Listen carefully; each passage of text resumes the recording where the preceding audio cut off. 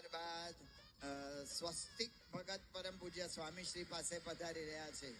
પૂજ્ય સ્વસ્તિક ભગતના પિતા શ્રી યોગેશભાઈ, એમને આપણે ખાસ ધન્યવાદ એમના માતા પિતાને આપવા પડે, કારણ કે એમના એકમાત્ર સંતાન, સિવિલ એન્જિનિયર થયેલા સંતાન પરમ પૂજ્ય સ્વામીશ્રીના ચરણે અર્પી દીધા છે.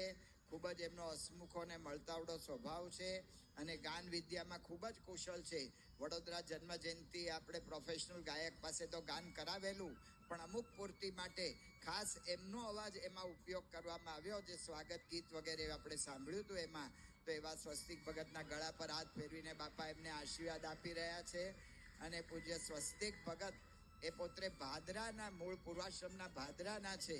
એટલે પૂજ્ય સ્વસ્તિક ભગતને દીક્ષા આપીને પરમ પૂજ્ય સ્વામીશ્રી તેઓનું નામ ગુણાતીત કીર્તનદાસ રાખે છે. જય સ્વામિનારાયણ.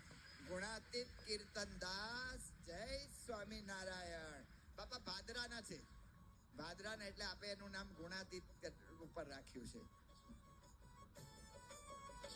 એમના પરિવારમાંથી પૂજ્ય ધર્મતનય સ્વામી એમના પૂર્વાશ્રમના કાકા થાય, પૂજ્ય અક્ષરનારાયણ સ્વામી પણ એમના સંબંધમાં થાય છે. તો એવા એમના પરિવાર તરફથી આજે આપણને ઠાકોરજી સંત રસોઈ અને વસ્ત્રદાનની સેવા પણ મળેલી છે.